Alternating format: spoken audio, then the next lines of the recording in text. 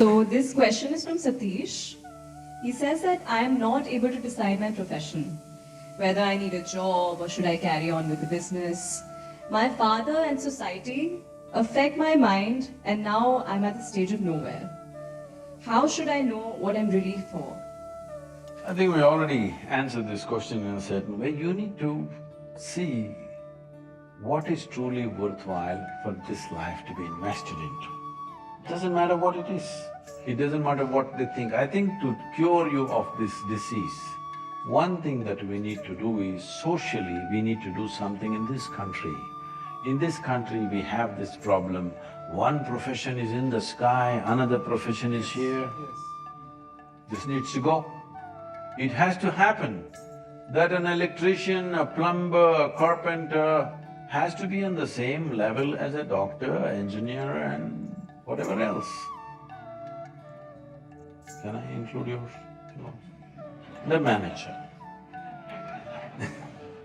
Only because we kept them so low, we have such low skills in those areas. Today, in India, you have carpenters. If he fixes a door, if you close it, you can't open it. If you open it, you can't close it. You must check the men's room, whoever is a carpenter, he's just removed the bolt and everything so that I don't know if it's intentional or that's the way it is So I'm saying we have such carpenters. I must tell you this, I've been telling this to a lot of people because this came into my memory once again because I started riding motorcycles. Those were times when I was riding, crisscrossing India without any destination, simply. So sometimes I ride 3 days and 3 nights non-stop. This was something that, I kind of managed within myself doing certain things that without sleep, riding for 3 nights and 3 days. So this is one night, full night I've ridden early morning. I'm somewhere in Madhya Pradesh, Uttar Pradesh border. I stop for a cup of tea and maybe something to eat.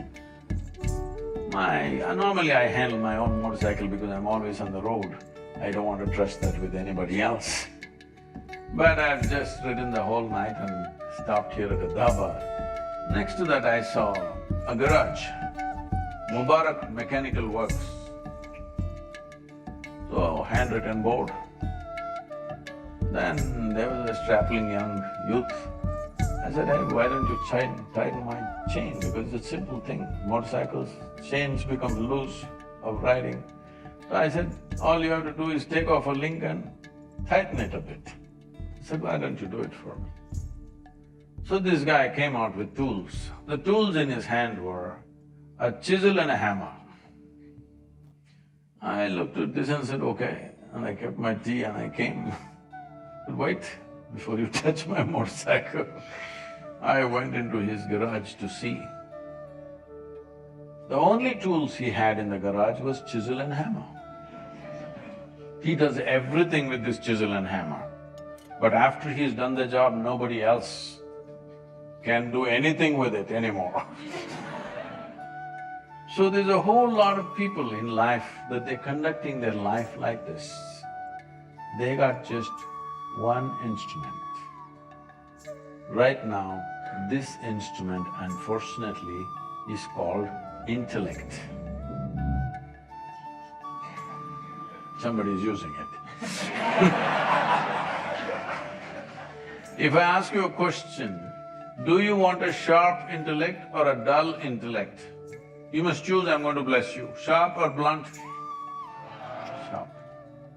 So essentially, your intellect is a cutting instrument. It's like a knife. It slices through things, it dissects things and shows you a few things.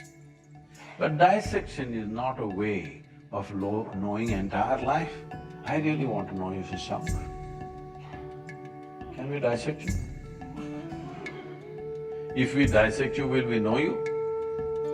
We may see your heart, kidney, liver and spleen, but we won't know a thing about you because you won't be there. Yes? Maybe by including you, maybe by embracing you, I may know something. But by dissecting you, I will not know a thing about you, isn't it? So right now, you're using this you're a single instrument mechanic. For everything intellect, a human being has many layers of intelligence, many dimensions of intelligence. But we have created an education system where intellect is the only thing that is regarded as intelligence. This is a cutting instrument. With a cutting instrument, if you try to do everything, no wonder. Suppose with a cutting instrument you try to sew, you will leave it in tatters, isn't it? That's all that's happening to life. Why every simple thing is a problem and a question is simply because we are using a cutting instrument to do everything in our life. There are other dimensions of intelligence, especially if you want to manage, let's say, 1,000 or 10,000 people in your life, which is what management means. It's very important. Other dimensions of intelligence are on. With intellect, somebody who comes in front of you, you'll try to dissect this guy and understand him. You'll make all the wrong conclusions. You must have a different dimension of intelligence and insight that if you see this person, you know what to do with him and what not to do with him. If this much sense doesn't come into you, with intellect if you go, you can talk a lot of management, but you won't be able to manage much. If you do manage much, you will get ulcers. You won't joyfully manage anything because when you do something that you're not competent to do, it will give you hell, isn't it? Hello? If I give you just fireballs and ask you to juggle, it'll drive you crazy. Suppose this is the examination for you this time. If you want to pass your MBA, you must manage 5 balls juggling. You want to pass? It'll fall all over. What you're not competent of, if you try to do, you'll go crazy. So don't try to do something, don't try to elevate your activity. See how to elevate this. See, if you scale up your activity without scaling up this one, you will suffer activity immensely, isn't it? You don't try to up the activity, you scale this up. World will bring the activity to you. But nobody wants to invest time to scale this up. You must scale this being up. Don't worry, where is my job, where is my thing? The world will come to you. They have to come to you. If you are at a certain level of elevation, you think the world won't come to you? They will come to you. They cannot miss you. But instead of that, instead of scaling yourself up, you're scaling the activity and going crazy about doing activity. Even with education, I'm saying, don't try to understand and grasp and all this nonsense. There are ways to into deeper dimensions of intelligence within this. See, when I say deeper dimensions of intelligence, to put it very simply, what did you have for breakfast, your son? Ragi dosa. Okay. Ragi dosa. Boy is becoming Kannada. Ragi dosa doesn't look like you, doesn't feel like you, doesn't look like any human being, isn't it? But you eat a ragi dosa, it goes inside. Over 3-4 hours' time it becomes you. Isn't it so? So there is an intelligence here which can turn a ragi dosa into a human being. Is it a small thing? Is it a small phenomenon, I'm asking? You've taken this for granted? If I can take a ragi dosa in my hand and make it into a human being, who do you think I am? Hello? God? Creator himself, isn't it? But every day you're doing this, but unconsciously. This is the human predicament. Whatever you're unconscious of, it does not exist for you, isn't it? Right now, look at the back of the hall, there's a huge dinosaur. Don't turn back, please. There's a huge dinosaur, such a big animal, but you are not conscious of it. It doesn't exist for you, isn't it? Such a huge animal, but you are not conscious, it doesn't exist. Similarly, right here, the very source of creation functioning, an intelligence which can make a ragi dosa into a human being exists right here, but you are not conscious of it, it doesn't exist for you. If it was somewhere and you did not see it, it's okay. If it's within you and you did not see it, this is a tragedy, isn't it? Hello?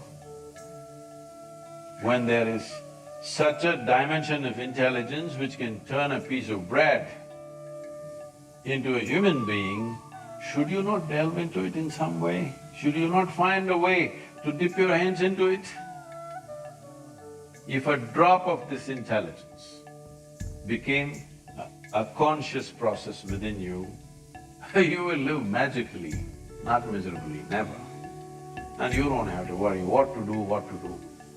World will come and ask you to do all kinds of things when they see you are elevated. So when you're young, this should be the focus, how to build this human being to a place. Not just how to get to that place. That place is only a social place, it's not existential, isn't it? You are a CEO of a company, it's only a social thing, it's not existential. But when you are elevated as a life, it's existential, it stays with you. Whatever is needed in that time in which we exist, we will be able to do it because we have the necessary altitude within us.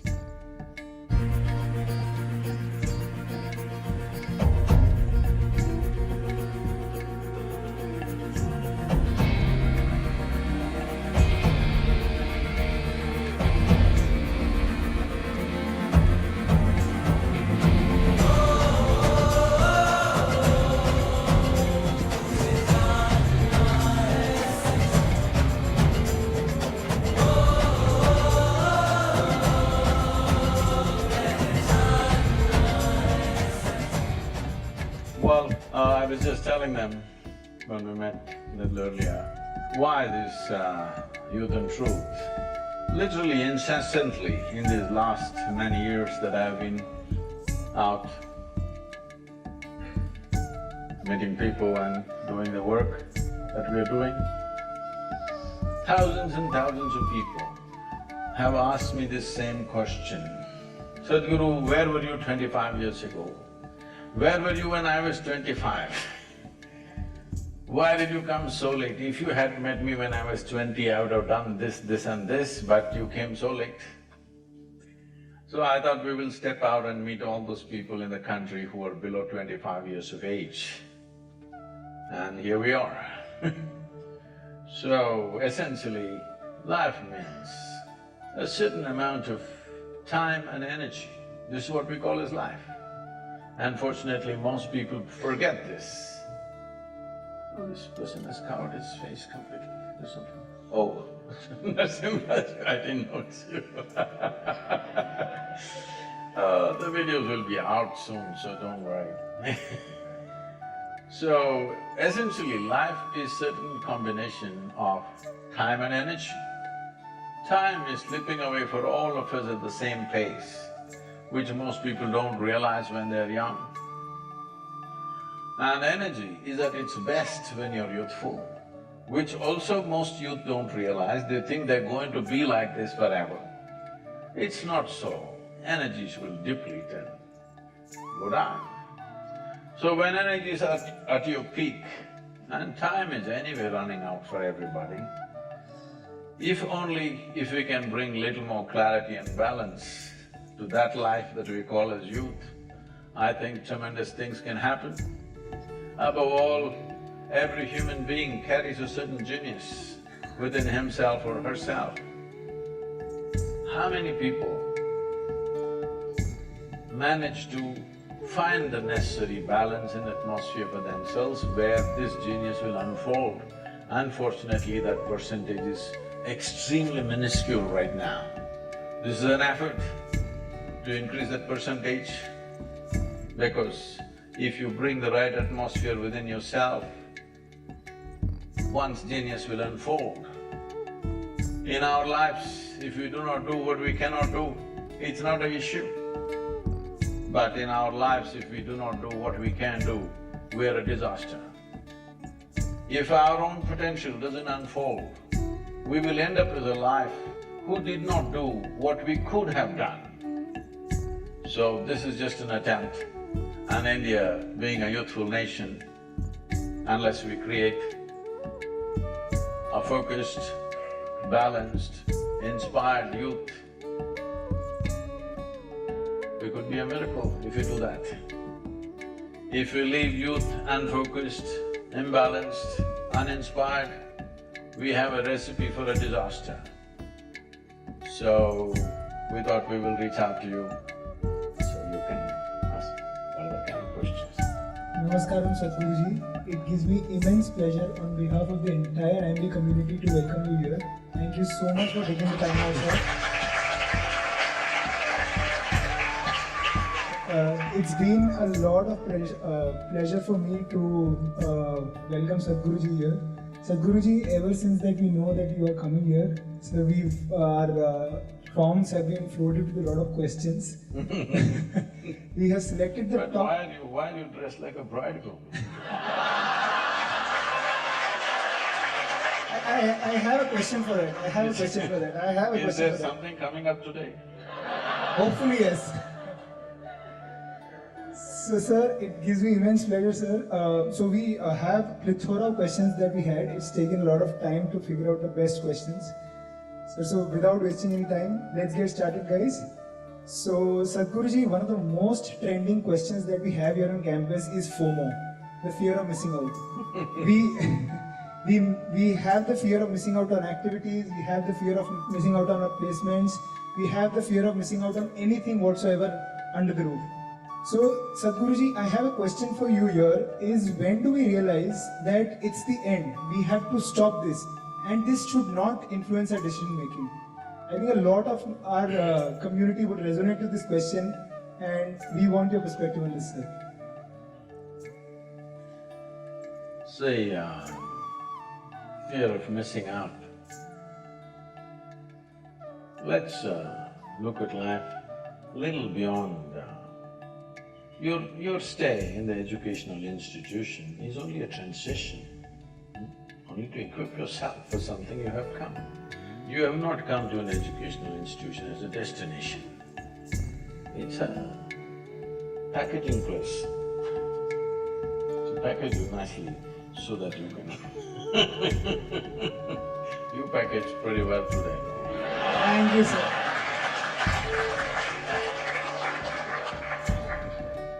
So, not making a commentary on education, but how we go through it. About missing out, the fear of missing out. First of all, fear. Let's address fear before we address missing out. Fear is always about what may happen or may not happen, right? Fear is not about what we are experiencing right now. What will happen is always the fear. Or in other words, your fear is about something which is not yet.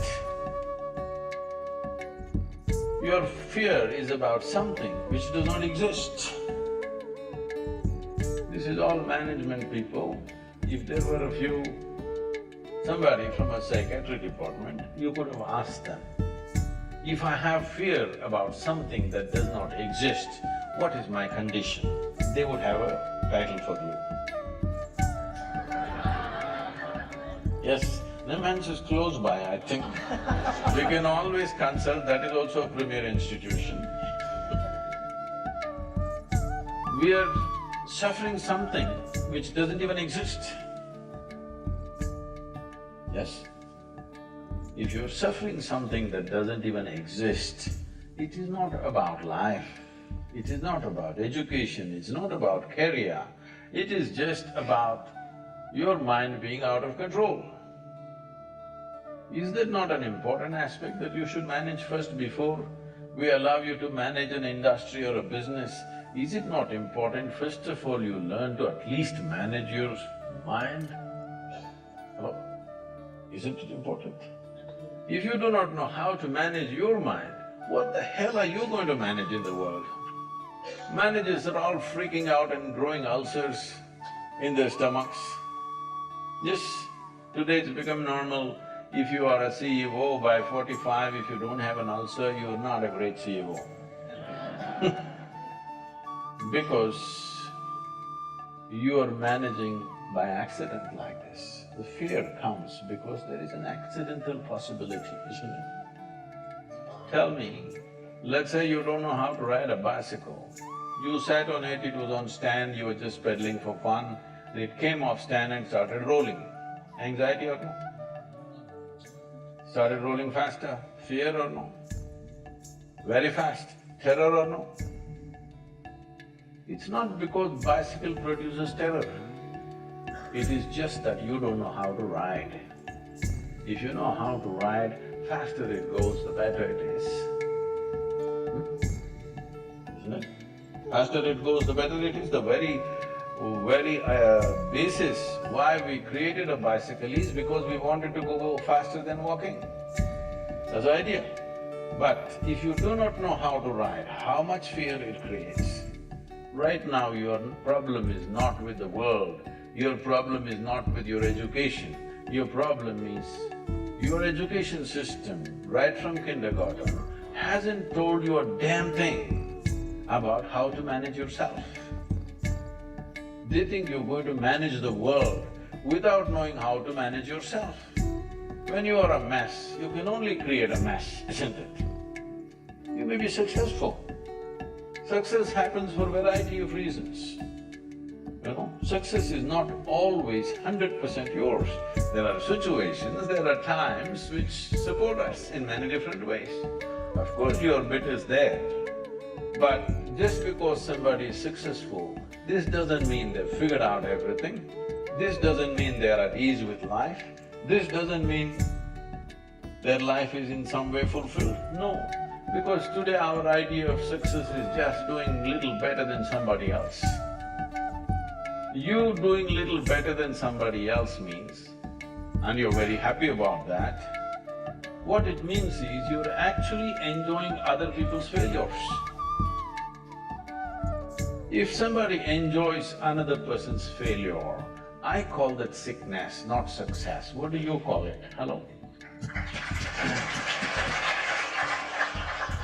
I enjoy that you failed. This is sickness, this is not success, isn't it? Unfortunately, this is how you're going. This is the reason why human potential is not unleashed. Because if you're racing with a lame person, you're just happy you're one step ahead of him. Only when you meet Mr. Bolt, you understand who the hell you are. Yes? Till then, you think you are a great runner because the other person doesn't have legs. So it's very important that there is nothing to miss out in life. Life is happening to all of us. Question is only, if I miss this party, am I missing out something?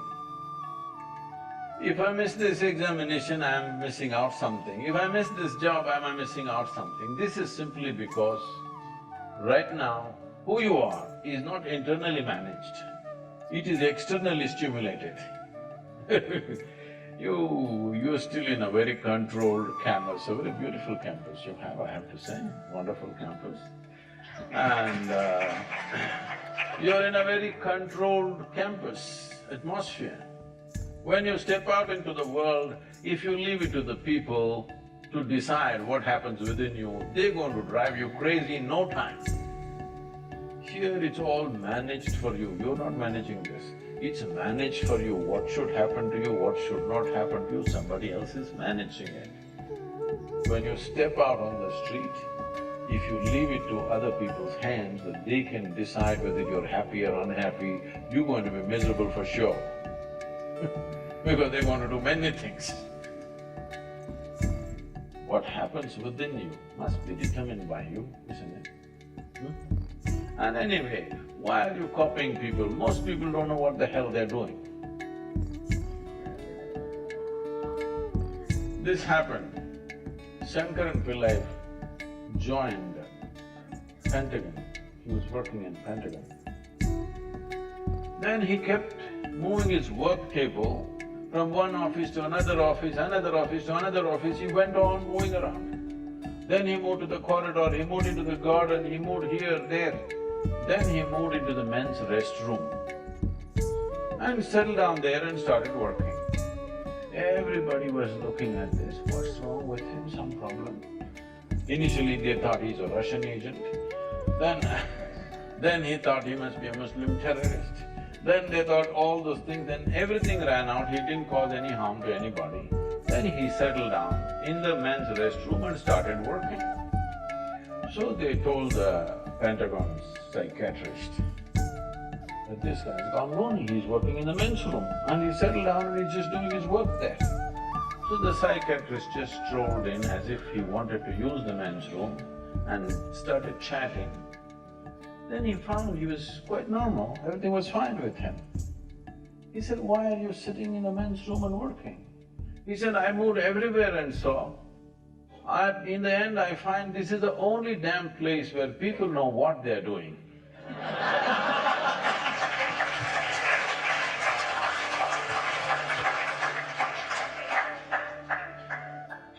Thank you, Sadhguruji.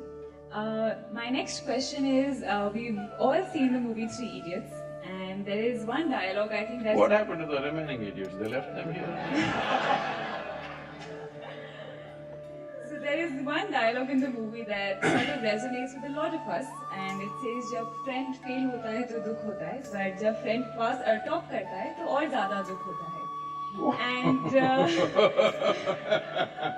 And building on to how you're affected by what people do, my question is it okay to have that feeling? And if not, how do you let go of that feeling in today's environment? See, you know Charles Darwin, you've heard of Charles Darwin? There's something called a revolution. And nobody told you it's all complete.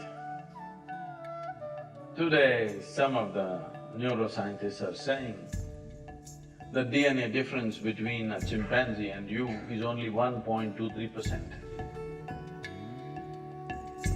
1.23% is not much of a difference, isn't it? Huh? So there's an evolutionary issue. If you don't take charge of yourself, very easily you will step back 1.23%.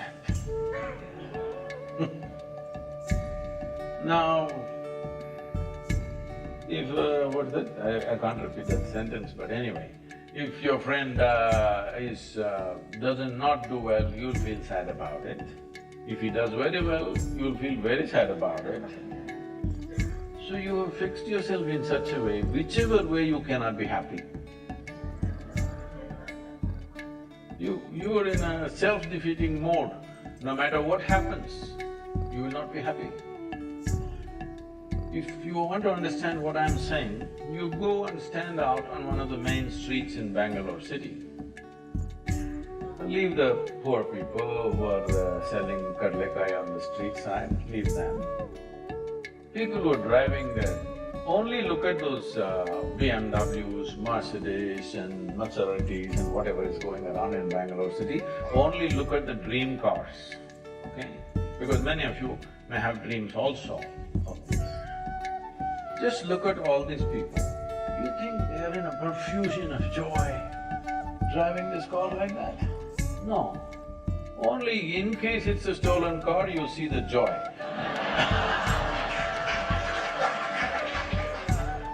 Otherwise,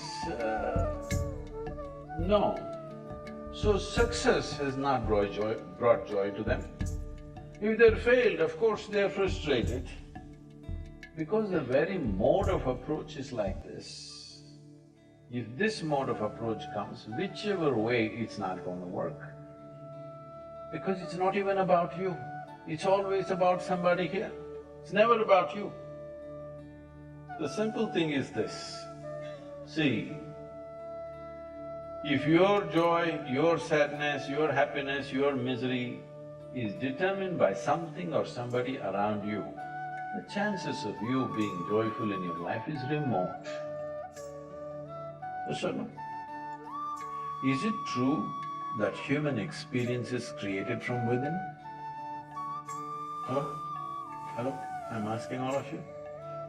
Is it true that human experience, joy or misery, agony or ecstasy, madness or sanity, everything is created from inside?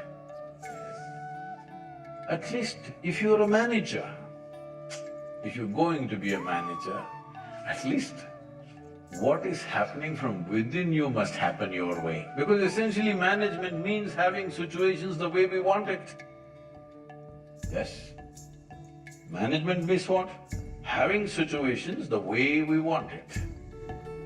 Well, if the world is not happening your way, at least this one must be happening your way, otherwise what kind of management is this? Here there's only one person, huh? Here there are 1,000 people, they may not listen to you, they got their own stuff. But here there's only one person, at least here what you want must happen, isn't it? If what you want happened, would you keep yourself blissed out or miserable? What's your choice? You must choose. I'm going to bless you now. If you had a choice, would you rather be blissed out or miserable? Huh? Blissed out, of course. So if such a thing is not happening, then all these problems come. If things work, it is a problem. If they don't work, it's a problem. If you get a seat in this institution, it's a problem. If you cannot get out of this, it's a problem. You like this place so much, you don't mind staying here, it's not like that. You must get in and you must get out ahead of others, everything. It's never about you, it's always about something else. Outside is a variable situation. Who these people are today, tomorrow we don't know what they will say. Yes? Tomorrow morning we don't know what they will say. If your way of being is determined by all these people, then you are a mess, you're bound to be a mess. When you're a mess like that, see, you call yourself a friend. If they fail, you're unhappy. If they pass, you're very unhappy. Definitely we should not use the word friend in this context. Yes, competition, I agree. Not a friend, isn't it? If your friend does well, shouldn't you be very happy if they're really friendship? Leave the friendship business. Essentially, this problem is coming because we have not taken charge of this fundamental human mechanism. This is not happening the way you want it.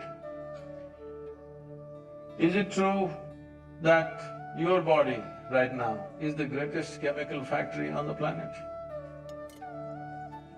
It is so. It is the most complex and sophisticated chemical factory on the planet. The question is only, are you a great CEO or a lousy CEO? Because if you're a great CEO, you would create chemistry of bliss. If you're a lousy CEO, all these things will happen.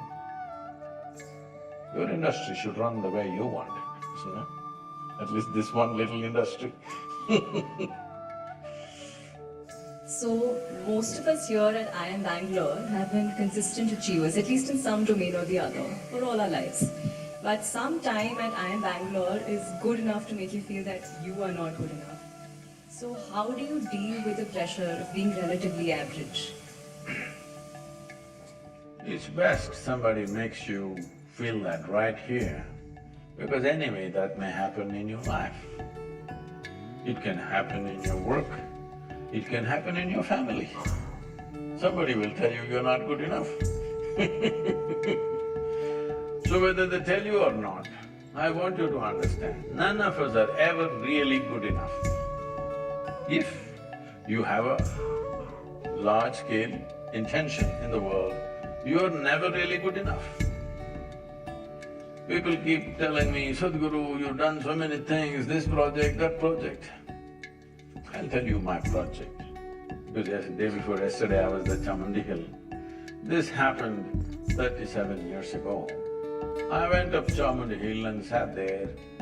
For no reason, I was overflowing with ecstasy, every cell in my body exploding. I didn't know what was happening. When I spoke to my closest friends, they said, "Tell me, what did you drink, what did you pop?" It's the only thing they could ask.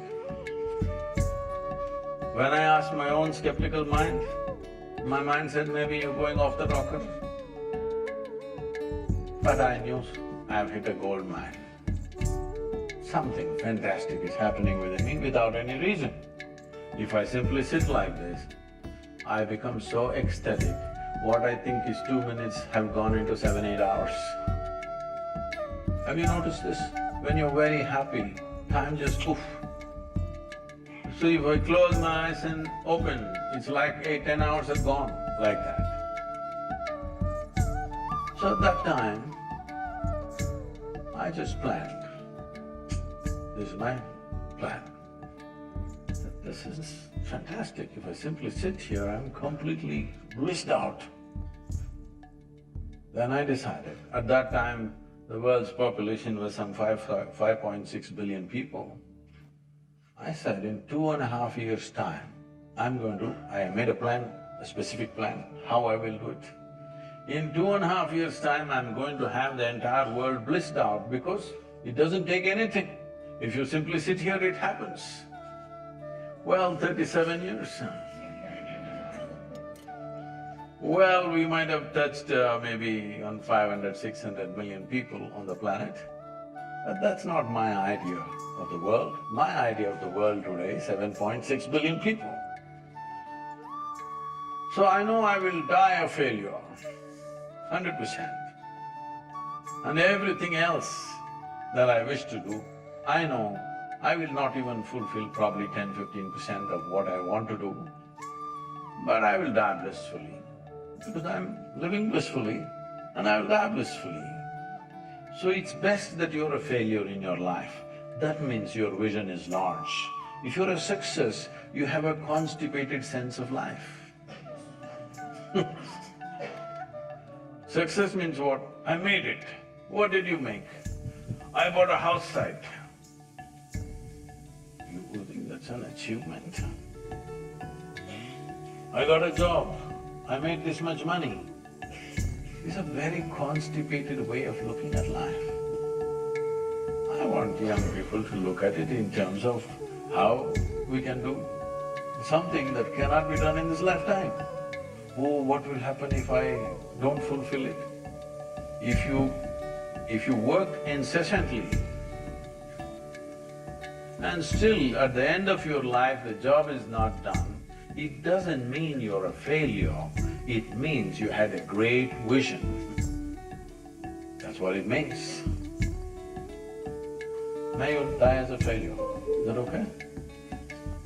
Yeah, you should. Blissed out failure, that means you're doing great, not a miserable success.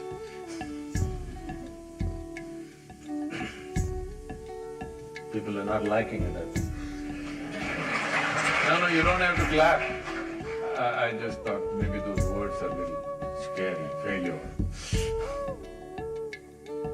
Sadhguruji, my next question is, today unfortunately we're all living in a very stressful environment and with…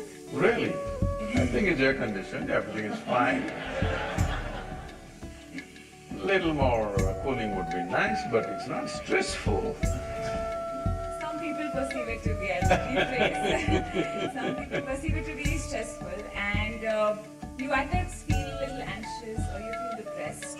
But most often, I think the first battle is within yourself to identify that. And in that scenario, how do you reach out and not feel vulnerable about it, that you are stressed and anxious? See, stress is not about any situation or atmosphere. Stress is your inability to handle your own thoughts, your own emotions, your own chemistry, your own energy. Stress is not about the situation. One situation that somebody thinks is stressful, another person is breezing through that situation. Is it not happening? You see bad drivers are going like this, cursing everybody. You'll see a young boy, boom, he just goes off. He's not stressful, he's very happy for all the obstacles that are there in Bangalore city. Yes or no? So stress is not a consequence of situations. Stress is a consequence of your inability to manage your own thought and emotion. Your thought and emotion must happen the way you want it, isn't it so? If this one thing happened, would you keep yourself blissful or miserable? 100%, isn't it? So instead of doing that, you're trying to manage the entire world the way you want it. It's never going to happen. Never ever going to happen. Even if you are a family of two, it's not going to happen. Yes? Most of you are not married. I'm saying even if it's just two people at home, it will never happen 100% your way. Unless you're living with a dead person. 51% if it happens your way, you have the controlling stake, you must be happy. 100% nobody will live with you, isn't it? Nobody will work for you, nobody will live with you, nobody will be around you if you insist 100% my way. I'm glad the world is not happening your way, because if everything happened your way, where will I go? Little bit your way, little bit my way, little bit somebody else's way. This is how the world should be. But this one must happen my way. There's no other way for this one. This one must happen my way. If this one person happened your way, do you think you'll be stressful?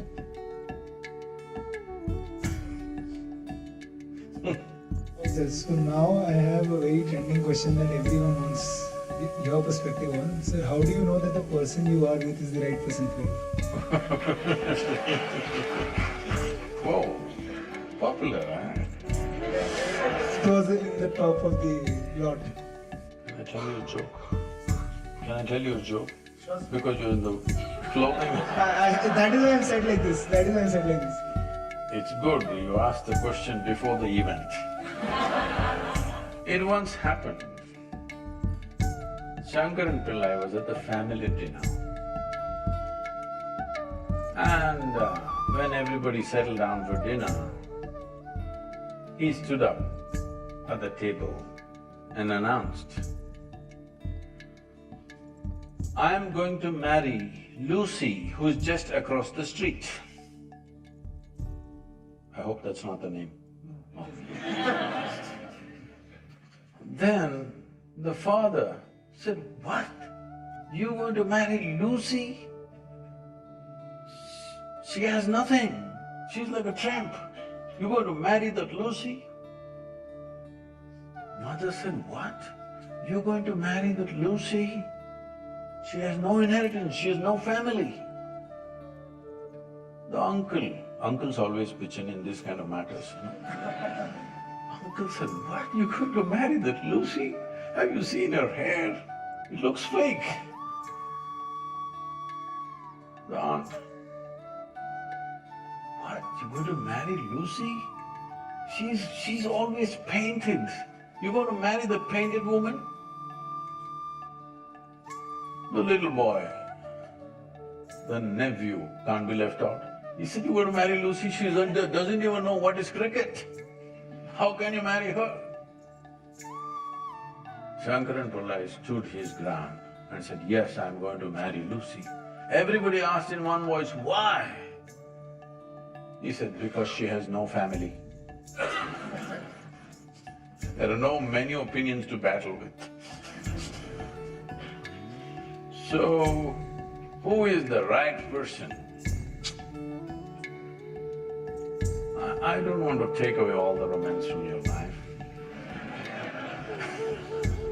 But, let me tell you this, there is no right person on this planet. If you put your heart into something, something may become wonderful. Is it the right thing? There's no right thing. Nobody ever found the right person anywhere, okay? If you get into that kind of unrealistic mindset, "I have found the right person," oh, you will be soon disappointed. you must understand there is no right person. First thing is to see whether I am the right person. Yes, am I the right person? Instead of saying, is this the right person? Am I the right person, first of all? And there are no right people on this planet. If you understand, you have your nonsense, they have their nonsense. We can adjust nonsense. Go on. We must understand relationships are formed for various needs. There are physical needs, there are psychological needs, there are emotional needs, there may be social needs, there may be financial needs, various kinds of needs. So when you're going to somebody with so many needs, you're going as a beggar, and a beggar cannot choose. Beggar eats what comes his way, isn't it? He cannot choose. So, if you really want to make a choice in this world, first and foremost thing is, you bring yourself to your place. I'm again going back to the same thing, where your experience of life is just pleasant by yourself. You're wonderful. Now, let us see what gets drawn to this one. If you're really wonderful, things will happen in every way, I'm saying. In terms of career, in terms of marriage, in terms of relationships. The best will happen to you because you made yourself like this. Instead of trying to work on somebody and fix them, if you work upon yourself and make you so wonderful that everybody wants to be with you, then there is a choice. Right now, when you're going out of your compulsive needs, you are a beggar. Beggars should not choose, they must eat what comes their way. And this whole thing is an American thing, that there is a soulmate somewhere. God made just one more person just for you. But these days, every 2 years, he keeps making one more person just for you. Obviously, God is making too many mistakes with you. Now, this soulmate business, first of all, I don't like to use that word, but now you uttered the word. See, body needs a mate, understandable. Maybe psychologically also you need a mate, understandable. Emotionally you need a mate. The soul cannot need a mate. Even if your soul needs a mate, it needs evolution, isn't it? So soul doesn't need a mate, nor was some person made perfectly for you, okay? This creation makes all kinds of unique idiots. If you understand you are one kind of idiot and the others are different kind, you will understand their nonsense because you know you got your stuff. If you think you're perfect and God has chosen you and He's made another person perfect somewhere else, you're heading for a disaster, okay? There's no such thing. Even, people today, after 5,000 years, people are still adulating and worshipping Krishna as the greatest lover, but his wives are dead unhappy with the guy. Yes.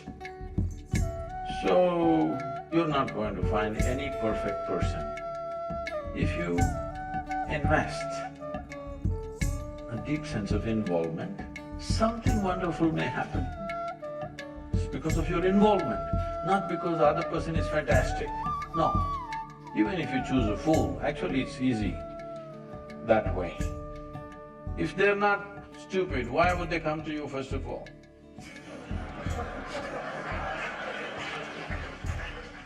No, I'm just being nasty.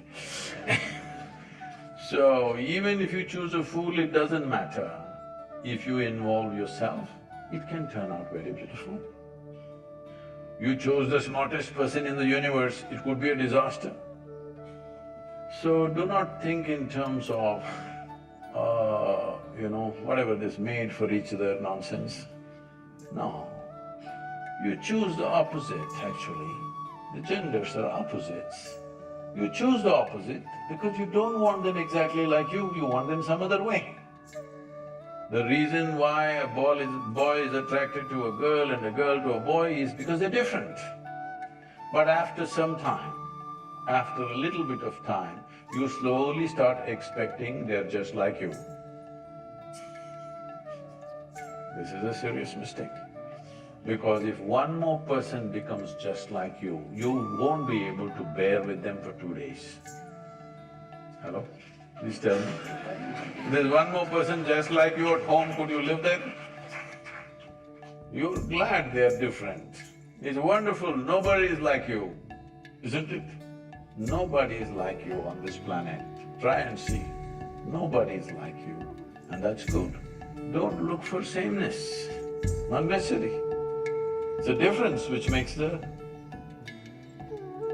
Because of the difference you tango, not otherwise. Sadhguruji, then in that case, when we… or what I understand is then we should not find similarities of ourselves to someone else. Then why do we have role models? Role models?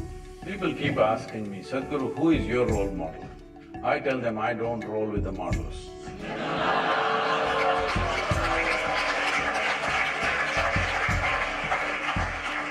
You see all these things you're picking up from Western cultures.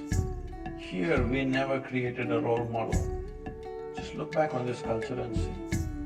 This is about it, constantly striving to evolve yourself. Role model essentially means you planted a mango tree and a coconut tree together. Coconut tree went straight up and tall. Mango tree saw, oh, I need to be like him, and chopped off all its own branches and left one like this. This is going to be a lousy mango tree. Yes? You don't need a role model. The thing is, we are trying to drive people, young people especially, with either carrot or stick. Offer them something, otherwise beat them a little bit. This is like being a circus monkey. You want the circus monkey to do tricks, you give it a banana, it will do trick and again it'll sit like this. Again you have to hang another banana there, otherwise it won't do. Don't become like this, all of you especially. I see, I'm not saying about this institution, across the world I've spoken in every business institution. I see it's become so unhealthy. Everybody is thinking, what will I get, what will I get, what will I get, what will I get? Very few people are thinking, what can I create? What the hell are you going to get at the end of your life anyway? We'll either bury you or cremate you. That's all you will get. Which one do you prefer? Because sometimes you even get fired for that reason. Once happened, Shankaran Pillai got fired from his job. See, I'm just telling you because you're in a school right now, here they can't fire you generally, unless you do something totally wrong probably. But outside, small things you can get fired. As market economy grows and multiplies, people can get fired just like that. Shankaran Pillai got fired just because he asked a simple question, smoking or non-smoking? Why, for such a simple thing, a man must be fired? But what he was supposed to ask is cremation or burial. So, what is it that you're going to get at the end of this life? You will get nothing. The only thing is, did you live an intense and involved life? That's all you have. What have you got? What have I got? What have you got? What have I got? This is rubbish. But this has got, particularly into business schools, this has gotten big time. In the United States, business school, nobody is thinking of anything. What's your first salary? The previous batch, what did they get the first salary? I must get little more than that. This is all because everything has become goal-oriented. There's no significance for the process. We have business events every November. I think some shots were there of Ratan Tata and others. All the major leaders, business leaders in the country have come. Every year we have 200 CEOs who go through 4.5 days of training called Insight. Last year, one of this, somebody who was running a reasonably major multinational company said, Sadhguru, we pick the best from the IIMs and IITs in the country and we keep paying them more and more year after year. But you don't have single IIM here. I said, I only have only school dropouts. But your organization runs better managed than our corporation. How's this? I said, see, this is all it is. You guys are goal-oriented. You want to get somewhere. Here, people who are working for me, they don't even know where to go. They don't even care where they go. All they know is they're absolutely devoted to the process. Right now what they're doing, they're so absolutely devoted to it, everything that's there in them is coming out in that single action. This is all a human being can do. Either you're doing your best or not doing your best, isn't it? You may not be able to do as well as somebody, but the question is, are you doing your best in every moment of your life? For this you need devotion. I'm specifically using the word devotion because devotion means people think going to the temple or church or mosque or whatever is their destination. No. You tell me, has anybody in any field of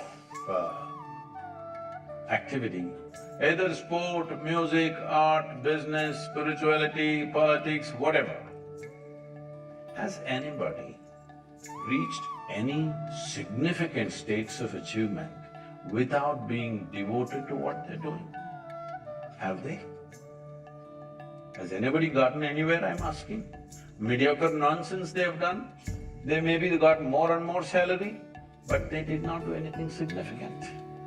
So you have to decide whether you want to live a mediocre life or you want to live an intense, beautiful life. Because life is only in its experience, in not what you possess. Life is only in the way you experience it, not in what you have. What you have will mock at you after some time. If your experience is not good, people can live in a palace and be terrible. People are committing suicides in palace, isn't it? So, what you possess is not at all the point. How you experience it, everything is the point, isn't it? But right now the entire world has gone towards this direction. You young people must change this. The intensity of your experience is more important than the immensity of your possessions, isn't it?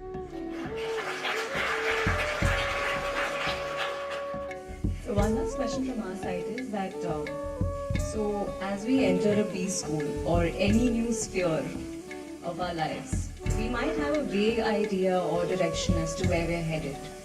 But the people around you might create an impression that yes, this is the place to be, or this is the job that you should have, or this is the car you should have. So it leads to a groupthink of sorts. So how do you decide what is the best for you and not get influenced by the externalities that we were discussing before and internalize all this? I'm asking you a simple question, all of you who are students here. Is your life, I'm talking about your life, is it a precious life? Yes. I want you to understand this. Even a so-called insignificant ant, if you try to catch him, he shows how significant his life is for him. Yes or no? He doesn't think, I'm just an ant, you can crush me. No, his life is very precious for him, and that's so for you. If your life is so precious, is it not important where you're going to invest this life? You're going to invest this life simply because somebody's going to pay you a little more. You're going to invest your life simply because your friend is going to a lesser company and you're feeling very good about that. This is not the way. When such a question arises in your mind, you must withdraw from the influence of your peers, your parents, your teachers, the atmospheres that you normally live in. Just a small amount of time, maybe 5–10 days, where you're well supported so that you don't have to fight for survival. You're supported, but you're not influenced to such a place and really look at this. Where do I want to invest my life? Into what? What is it truly worthwhile for this life to be involved in for the rest of my life? When you're not unhappy, when you're not frustrated, when you're not jealous, when you're not hateful or resentful, when you're peaceful and happy, you must decide what you wish to do. Once you decide, you shouldn't be every day looking who is doing better, who is doing better, who is doing better. Nobody is doing better than anybody. Either you're doing great or you're just lousy. That's all there is. Yes, within yourself, in your experience of life, either you're doing great or you're having a lousy life. That's about it. Nobody is doing better than somebody, nobody is happier than somebody else. Either you're joyful or you're not, isn't it? So you must invest in your life what you think is truly worthwhile. It doesn't matter what it gives, because, in the end, do you know this? There is no cargo ship going with you. Hello? There's no cargo ship going with you, so possessions are only for our use, not to accumulate. Yes, what we can use we must have, of course. But it is not just to have something against somebody else. Most people's houses are like warehouses. They're living in warehouses. Because most of the stuff, at least 70 to 80% of the stuff in most homes are never used, they're just warehousing it. They have no space to move, they have to clean it every day, but lots of things they got because neighbors bought it. It's time, because this is sensible for your life and this is sensible for the planet. So, Sadhguruji, we also have a set of e-media questions that have come to us. So, we would like to address the name of the person and the question that we got. So, we have a question from Erin Hestrong. He, just to give a little bit of context, we saw the video of Sadhguruji running on Himalayas, playing football, playing cricket. So, sir, in that context, how to keep yourself on the go all the time? On the go. You don't have to be on the go all the time. If life demands, people ask me, Sadhguru, how are you active like this? Because generally my schedule is anywhere between 18 to 20 hours a day, 7 days of the week, 365 days, non-stop. For many years it's going on. I'm complaining and the guy's clapping about it.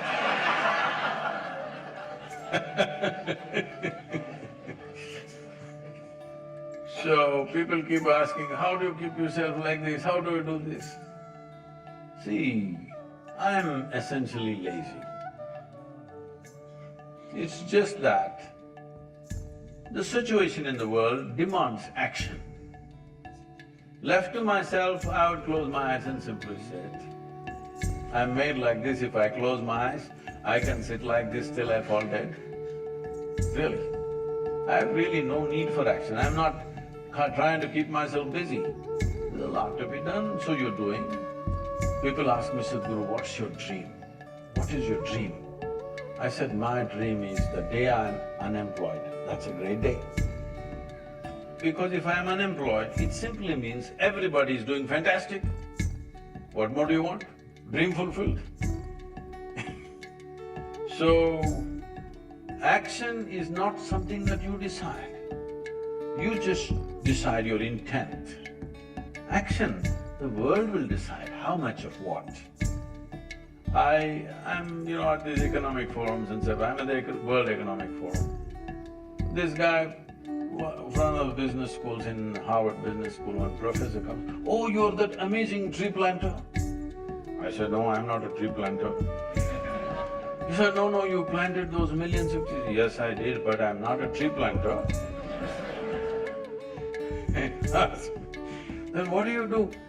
I said, I make people flower, not plant trees. But I'm planting trees because the goddamn trees are missing where they should have been. Where they should have been, they're not there. It's like this. Two men were working on the street. One man is digging pits, behind him another man is coming and closing and closing and going. Somebody else was driving by. They saw this ridiculous activity. One guy digs the pit, another guy closes the pit. So they stopped and said, "Hey, what are you doing here? Why are you guys working like this? One guy digging, another guy closing." They said, "No, the in-between guy has gone on leave. He's the tree planter. He's not there, we're doing our work." So a lot of people are doing work like this. I'm doing my work.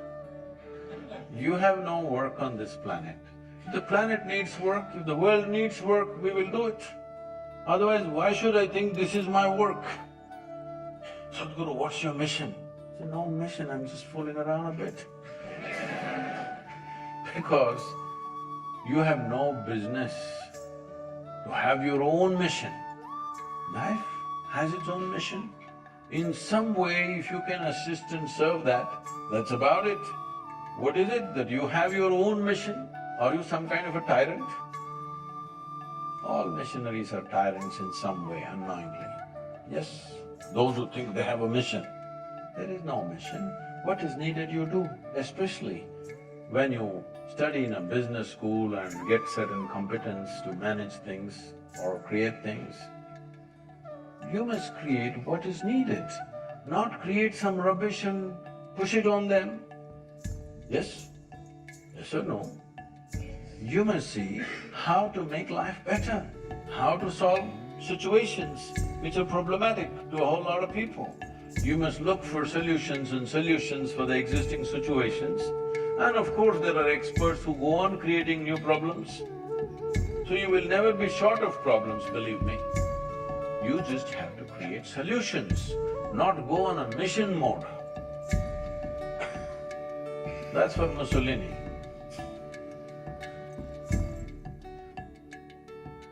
Sadhguruji, Shilpa wants to know, I think, and we've been discussing this for a long time, that you shouldn't set a goal, you should enjoy the process. But how do you be less goal-oriented in life and follow your passions? And also, aren't her passions also a goal? See, less goal-oriented means what? Have a goal and not get there? Or have a small goal? What is it? Less goal-oriented. See, what you're calling as a goal is a consequence, isn't it? If you're only focused on the consequence and not on the process, then your consequence will just be an unfulfilled dream in your life, just a desire which will be unfulfilled. Only if you conduct this process right, consequence will happen. Maybe not necessarily the way you thought, maybe it'll happen in some other way, but the consequence is bound to happen, isn't it? If you're conducting the process right. It's like growing flowers in your garden. If you want flowers in your garden, you don't have to do flower meditation. You don't even have to think of flower. Probably you don't even know what flower will come out. But you need to think soil, manure, water, sunlight. None of them look or feel or smell like flowers. But if you handle them right, flowers will happen. This is how life works, this is life's process. If you do not engage in the life's process, if you do not figure out what is the life's process, then you will only desire. Desires are very exhilarating to have in the beginning. Later on, that's what makes people frustrated. If you just look at people's faces, I'm not making any commentary on people here. I'm saying just look at people's faces in the world. Look at your own face when you were 5 years of age. Your face was like this. Slowly becomes like this. After this event, get a little more and more sober. Slowly, the way people are walking, I'm afraid they may crack their chin on the floor, becoming so long. I was addressing a group of people at the Princeton University. I just looked around, there were about 350, 400 people, all of them. Especially in the universities, they have extra long faces. Maybe it's the weight of knowledge. I just looked around, only about 4 or 5 young people who were sitting there, they were little lively. All others like this. If I tell them a joke, they agree with me.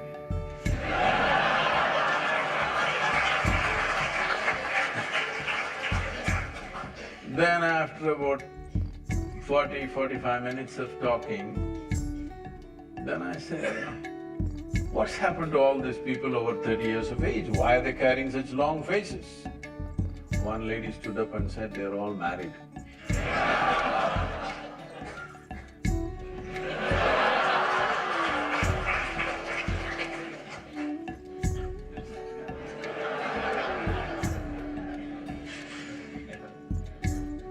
So this question is from Satish. He says that I am not able to decide my profession, whether I need a job or should I carry on with the business. My father and society affect my mind, and now I'm at the stage of nowhere. How should I know what I'm really for? I think we already answered this question in a certain way. You need to see what is truly worthwhile for this life to be invested into. Doesn't matter what it is, it doesn't matter what they think. I think to cure you of this disease, one thing that we need to do is socially we need to do something in this country. In this country we have this problem, one profession is in the sky, another profession is here. This needs to go. It has to happen that an electrician, a plumber, a carpenter has to be on the same level as a doctor, engineer and whatever else. Can I include yours? The manager. Only because we kept them so low, we have such low skills in those areas. Today, in India, you have carpenters. If he fixes a door, if you close it, you can't open it. If you open it, you can't close it. You must check the men's room, whoever is the carpenter, he's just removed the bolt and everything so that I don't know if it's intentional or that's the way it is. So I'm saying we have such carpenters. I must tell you this, I've been telling this to a lot of people because this came into my memory once again because I started riding motorcycles. Those were times when I was riding, crisscrossing India without any destination, simply. So sometimes I ride 3 days and 3 nights non-stop. This was something that, I kind of managed within myself doing certain things, that without sleep, riding for 3 nights and 3 days. So this is one night, full night I've ridden early morning. I'm somewhere in Madhya Pradesh, Uttar Pradesh border. I stop for a cup of tea and maybe something to eat. Normally I handle my own motorcycle because I'm always on the road. I don't want to trust that with anybody else. But I've just ridden the whole night and stopped here at a dhaba. Next to that I saw a garage, Mubarak Mechanical Works. So, handwritten board. Then there was a strapping young youth. I said, hey, why don't you tighten my chain? Because it's a simple thing. Motorcycles, chains become loose of riding. So I said, all you have to do is take off a link and tighten it a bit. He said, why don't you do it for me? So this guy came out with tools. The tools in his hand were a chisel and a hammer. I looked at this and said, okay, and I kept my tea and I came. Wait, before you touch my motorcycle. I went into his garage to see. The only tools he had in the garage was chisel and hammer. He does everything with this chisel and hammer. But after he's done the job, nobody else can do anything with it anymore. So there's a whole lot of people in life that they're conducting their life like this. They got just one instrument. Right now, this instrument, unfortunately, is called intellect. Somebody is using it. If I ask you a question, do you want a sharp intellect or a dull intellect? You must choose, I'm going to bless you. Sharp or blunt? Sharp. So essentially, your intellect is a cutting instrument. It's like a knife. It slices through things. It dissects things and shows you a few things. But dissection is not a way of knowing entire life. I really want to know you, Shashank. Can we dissect you? If we dissect you, will we know you? We may see your heart, kidney, liver and spleen, but we won't know a thing about you because you won't be there. Yes? Maybe by including you, maybe by embracing you I may know something, but by dissecting you I will not know a thing about you, isn't it? So right now, you're using this you're a single instrument mechanic. For everything intellect, a human being has many layers of intelligence, many dimensions of intelligence. But we have created an education system where intellect is the only thing that is regarded as intelligence. This is a cutting instrument. With a cutting instrument, if you try to do everything, no wonder. Suppose with a cutting instrument you try to sew, you will leave it in tatters, isn't it? That's all that's happening to life.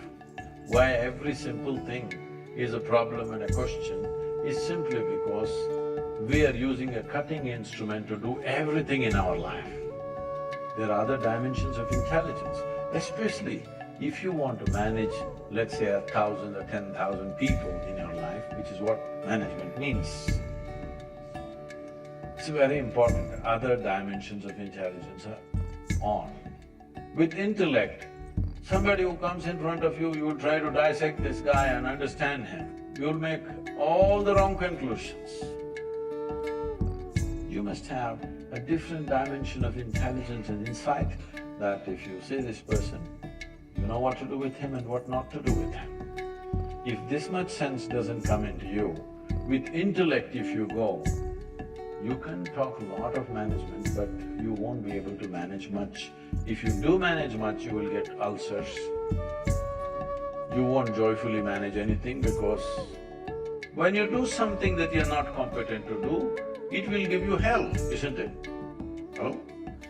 If I give you just 5 balls and ask you to juggle, it'll drive you crazy. Suppose this is the examination for you this time. If you want to pass your MBA, you must manage 5 balls juggling. You want to pass? It'll fall all over. What you are not competent of, if you try to do, you'll go crazy. So don't try to do something, don't try to elevate your activity. See how to elevate this. See, if you scale up your activity without scaling up this one, you will suffer activity immensely, isn't it? You don't try to up the activity, you scale this up, world will bring the activity to you. But nobody wants to invest time to scale this up. You must scale this being up. Don't worry, where is my job, where is my thing? The world will come to you. They have to come to you. If you are at a certain level of elevation, you think the world won't come to you? They will come to you. They cannot miss you. But instead of that, instead of scaling yourself up, you're scaling the activity and going crazy about doing activity. Even with education, I'm saying, don't try to understand and grasp and all this nonsense. There are ways to deep into deeper dimensions of intelligence within this. See, when I say deeper dimensions of intelligence, to put it very simply, what did you have for breakfast, son? Ragi dosa. Okay. Ragi dosa. Boy is becoming Kannada. Ragi dosa doesn't look like you, doesn't feel like you, doesn't look like any human being, isn't it? But you eat a ragi dosa, it goes inside. Over 3-4 hours' time it becomes you. Isn't it so?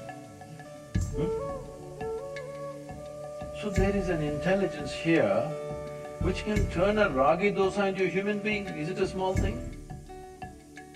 Is it a small phenomenon, I'm asking? You've taken this for granted? If I can take a ragi dosa in my hand and make it into a human being, who do you think I am? Hello? God? Creator himself, isn't it? But every day you're doing this. But unconsciously. This is the human predicament. Whatever you are unconscious of, it does not exist for you, isn't it? Right now, look at the back of the hall, there's a huge dinosaur. Don't turn back, please. There's a huge dinosaur, such a big animal. But you are not conscious of it. It doesn't exist for you, isn't it? Such a huge animal. But you are not conscious, it doesn't exist. Similarly, right here, the very source of creation functioning, an intelligence which can make a ragi dosa into a human being exists right here, but you are not conscious of it, it doesn't exist for you. If it was somewhere and you did not see it, it's okay. If it's within you and you did not see it, this is a tragedy, isn't it? Hello? When there is such a dimension of intelligence which can turn a piece of bread into a human being, should you not delve into it in some way? Should you not find a way to dip your hands into it? If a drop of this intelligence became a conscious process within you, you will live magically, not miserably, never. And you won't have to worry what to do, what to do. World will come and ask you to do all kinds of things when they see you are elevated. So when you're young, this should be the focus, how to build this human being to a place. Not just how to get to that place. That place is only a social place, it's not existential, isn't it? You are a CEO of a company, it's only a social thing, it's not existential. But when you are elevated as a life, it's existential, it stays with you. Whatever is needed in that time in which we exist, we will be able to do it because we have the necessary altitude within us. So now we are done with our set of questions. Now we would like to open the floor to the audience to ask Sadhguruji their questions. So who would like to… Where are the volunteers? The mics? I would want to start with this little girl. She had approached me that she wanted to ask you questions, Sadhguruji. So just could you hand over? Yes. Whoa, whoa, whoa, hey, don't floor me with some difficult question. Kept that as a surprise. You can stand up, please. Let me see you.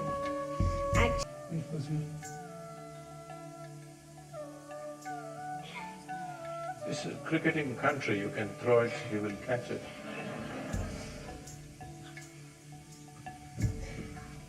So my question is, we students sitting over here are among the top percentile in the country in terms of education that we are receiving. Yet all of us are wondering about what jobs we will get, we just want the best campus placements over here. If that's the scenario with all of us and we are not willing to take risks and have become risk averse, from where will the jobs come for the country when we are not thinking about starting our own ventures, our own startups, our own firms? So we also have our NSR cell here which incubates startups in Bangalore.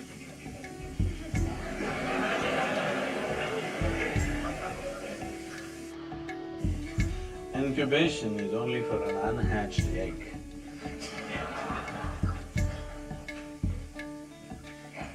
Now, see, India is a developing country. Is that so? What a developing country means is, so much is still undone. Many things to be done. In this country, nobody should be talking about unemployment, if you ask me, because there is so much to be done. Now the problem is, you want only that certain kind of job where you will get the maximum pay without doing the needed work. Yes. Otherwise, it's a developing country. There are million things yet to be done in this country. This is not a developed country, what shall I do, everything is done. No, there are too many things yet to be done. So, if you have a working brain and a seeing eye, if you look around, there are 1,000 things to be done right around you, isn't it? So, I don't think you should be looking in terms of campus placement. The word placement sounds like you're in a hospice. This should not be the attitude of the youth. What are you going to lose if you take a risk? I'm asking, what are you going to lose? Your friend may get into Mackenzie, is that it?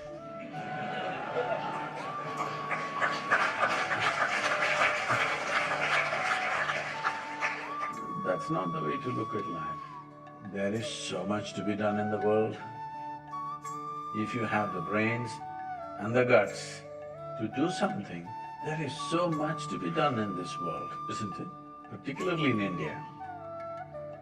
So, I would like to see from this institution that little more dare in you, nothing will happen. You're not in that condition like the little girl expressed, even she's not that, if I don't do this, I will fall on the street, I will become a beggar.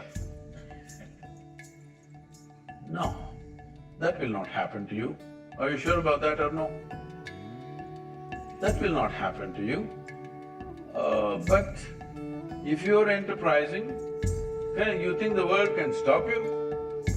No, the world will put obstacles in your way.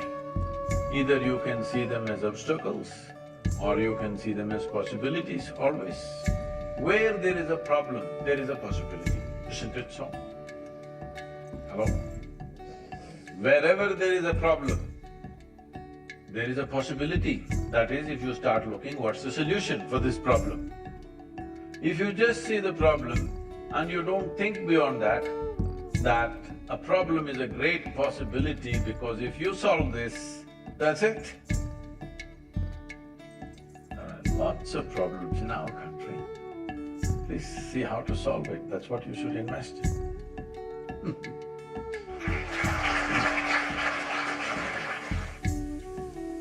Namaste.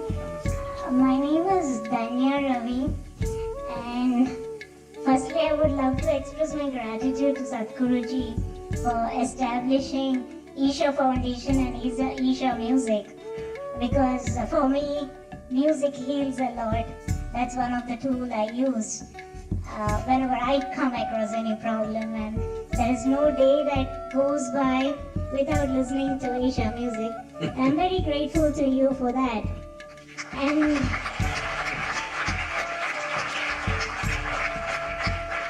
yeah, so talking about my health condition, I'm born with a rare genetic disease called osteogenesis imperfecta, commonly known as brittle bone disease, which means my bones are extremely fragile, just like a glass. And I've faced more number of fractures than the number of bones in anyone's body. So today, more than a question, I have a humble wish. I'm a regular follower of your everyday saying, so it would be nice if one of the coming days, if you could quote something about disability, as I believe this opportunity would create a wider visibility for survivors of people with disability.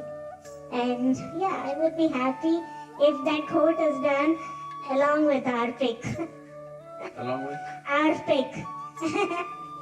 Photograph. Photograph. We will.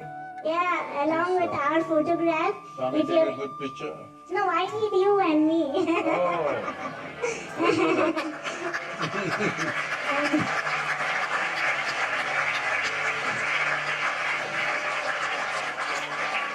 Please, this is entirely for my request for this is entirely for spreading awareness about rare diseases, because it's only through awareness it can be controlled. I thank you so much. And yeah, Sadhguruji, I'm hoping it happens sometime very soon. Very soon. Thank you. It's our privilege to have you here.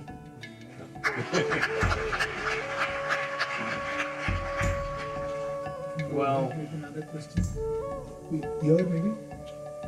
Oh, sorry.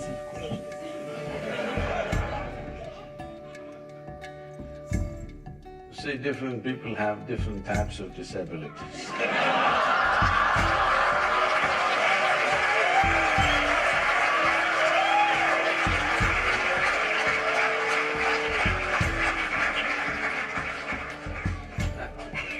And I will do that, we will do that.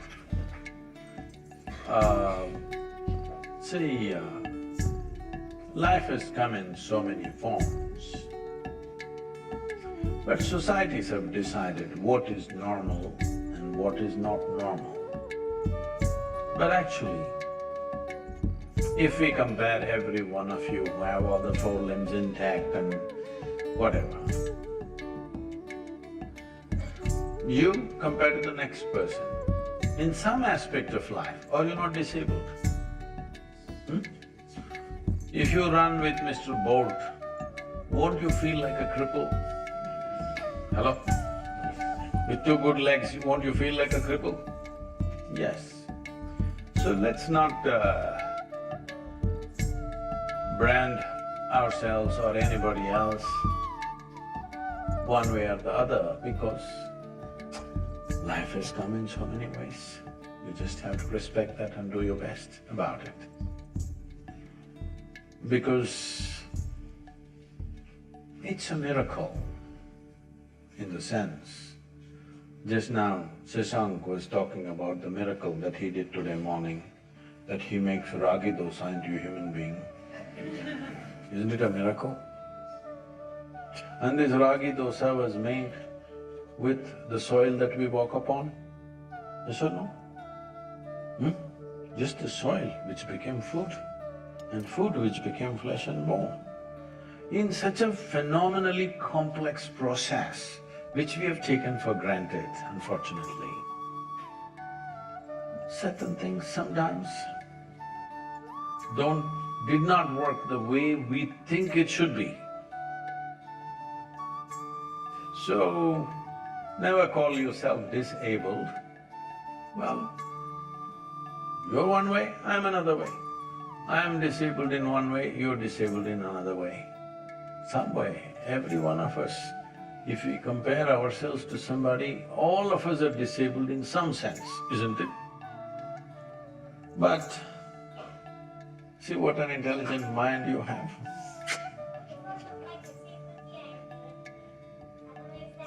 And because of that, we're going to have a quote. I'm saying, bones are breaking, it's painful, unfortunate. But most people who are being labeled as normal, they're all breaking up their brains every day. Not bones, brains. They call it stress, they call it anxiety, they call it so many things. But literally breaking up the brain, isn't it, in some way? The whys and whats are not necessary because we need to understand the physical form is a mechanical process. Sometimes things will go wrong with it.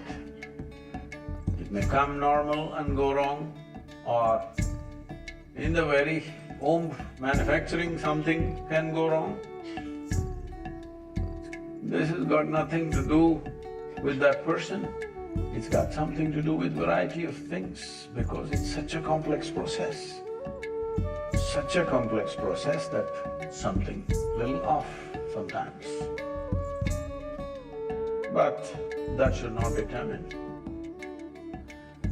what and how we live, because how we live physically may be determined by many things. But how we live within ourselves, nobody can decide except us, isn't it? Nobody else can decide how I live within myself. So in that sense, nobody is disabled. Why spiritual process is very important is because in body, no person can claim he has a perfect body because somebody else could be in some other way. If it comes to mind, nobody can claim that they have a perfect mind. All of us disabled in some way physically, mentally, compared to somebody else, isn't it? But a dimension which is beyond this physiology and psychology, the psychological and the physiological dimensions, beyond this, that dimension, which we unfortunately have to use this corrupted word called spirituality, in this state, our life is just same. The reason and the significance of why a spiritual process must be prevalent across the planet is, spiritual process does not mean looking up or looking down. It's about turning inward and touching a dimension beyond our physiological and psychological structures. In this state, there is simply no difference between you and me and anybody and anybody. This is why it becomes significant. We can talk about equality as much as we want, but when we use our body or physical presence as the front end, there is no equality. Do what you want. If we use our mind as the front end, no equality. Do whatever you want. One is like that, one is like this, one is like that. This is how it is. But if we use this dimension of life which is beyond our body and mind, these two accumulations of body and mind, beyond this if you look, here everything is same. If this one experience enters humanity, you will find a very fabulously inclusive existence here. Doesn't matter who's come with what capability or not, everything, every life will have a place. But right now, we are setting standards based on physiological and psychological competence and saying, this is standard, this is substandard. No, don't do that because can you say a carrot is a lesser life than you? Or a grasshopper is a lesser life than you? Because they can live without you, you cannot live without them. That's a fact, isn't it? They can very easily live without you, but you cannot live without them. Nature has given us this possibility that today we have the intelligence to be above all this life. But when you rise to a certain level, it's very important. If you're crude nonsense, you will think this is a time to dominate. Or if you rise to a certain level where the rest of the life, knowingly or unknowingly, is looking up to you, this is a time to include and merge with everything. This is not a time to dominate, isn't it? Because once you dominate, you alienate from everything. I'm telling you because you're all going to be managers. If you want to manage people, I was teaching a 3-day program to one of the top companies in the world, 25 top managers of that company, an international giant. There were about 35 people, 25 people, and our volunteers were about 9 volunteers, so we were doing this program. Our volunteers are made like this day and night. The basic qualification is you're crazy, you know. That means you're not thinking, what will happen to you, what will I get? Nobody's thinking, simply they're working their life out. So they saw them like this and said, Sadhguru, where do you get such people? Because these are companies which are always looking for attrition. I said, you don't get them, you got to make them. How do you make such people? I said, you should make them fall in love with you. Oh. Because once they're in love with you, they will do whatever is needed. Now, how do you make them fall in love with us? I said, first you must fall in love with them. They said, oh, they don't pay us for that.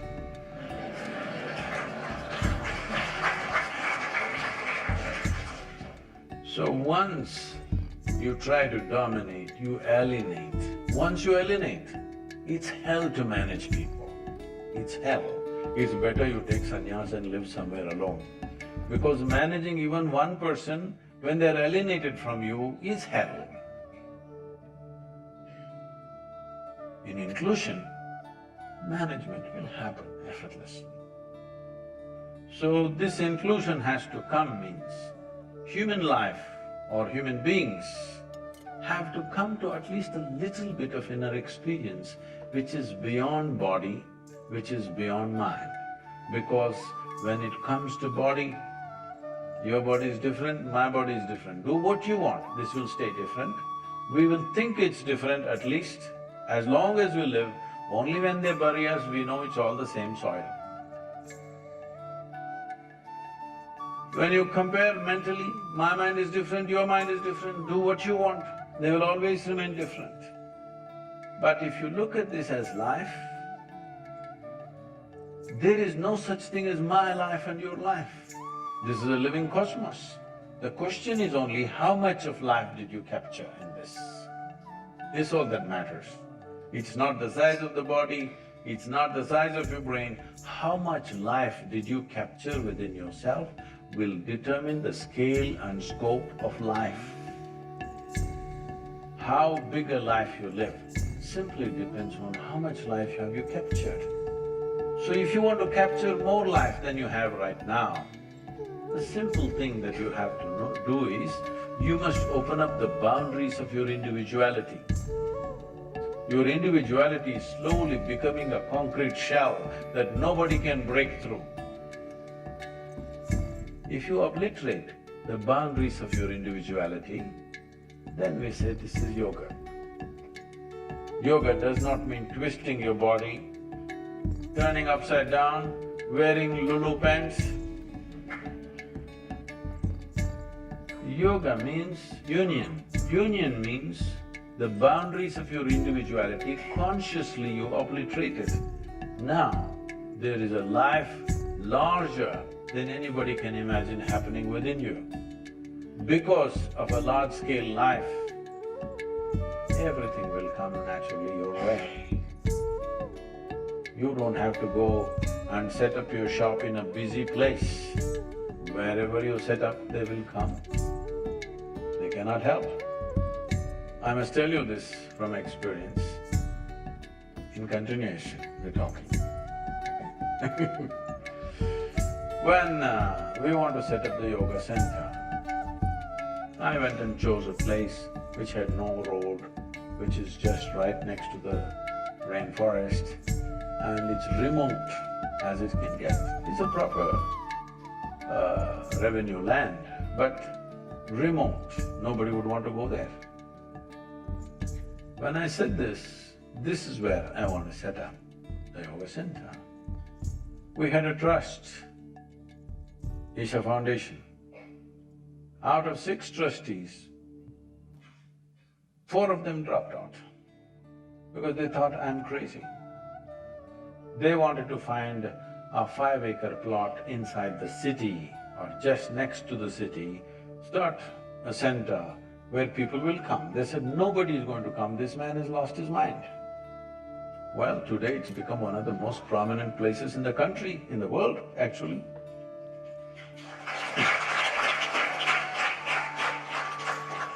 Similarly, in the United States, we went and set up a center in the remotest possible place in Tennessee. People said, Sadhguru, this is not the place to go. Tennessee is a different kind of place. It's a very strong religious place, extreme, Bible Belt. Said, Sadhguru, you don't know, just the previous year, they'd burned down a Zen meditation center. Sadhguru, this happened, you don't go there. I said, see, this was all in the northern area in Michigan.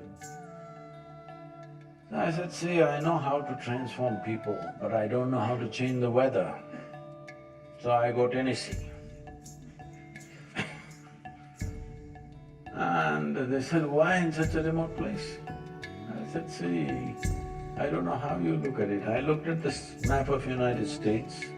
I drove crisscrossed United States just to look at the terrain and the temperatures and things. Then I said, this is the place. I looked at the map and said, this is where. Because if I draw a 12-hour drive kind of circle, 60% of United States population is around us. I said, this is where I will be. In the remote place, because it's so remote, we bought over 2,000 acres. And today it's a buzzing center. Why I'm saying all this to you is because for a low-hanging fruit, you live a low-hanging life. Simply because something seems to be easy right now. But if you are very clear what you want to create, whether it's a business or an industry, or you just want to make yourself, above all, what kind of human being do you want to become? That's the most important thing. Don't start any enterprise or job, all these things are on the side. The real thing is, what kind of life will this become? This is the real thing, isn't it? If you just focus on this one thing, if you obliterate your boundaries of your individuality, you will see this will become a large-scale life. When it becomes a large-scale life, everything that happens around you will be of a certain scale, naturally. Of course, some things are decided by times in which we live. If you were an IT professional 1,000 years ago, you wouldn't know what to do, isn't it? So there are times.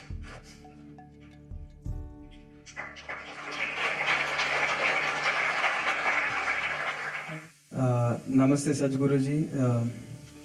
The question is that you have spoken about to live the life considering there's no goals. So my question was that how to experience the life like which you spoke till now. There are no goals and you have to just experience, you have to elevate yourself. So I wanted to know how to experience your life. So, how do I experience my life? You don't have to do anything to experience. Experience is happening all the time, isn't it? The question is only whether it's pleasant or unpleasant. Hello? Is some experience happening right now? Experience is happening to you through 5 senses right now by seeing, hearing, smelling, tasting and touching. This is the way your experience is happening. If you observe this experience, it's not really reliable to know life. It's reliable enough for survival process, but it's not reliable enough to know because everything that you know through your 5 sense organs is only by comparison. That is why this whole business of comparing yourself to somebody, because senses can only know by comparison. You know what's light only because there is darkness, isn't it? You know what's big only because you've seen something small.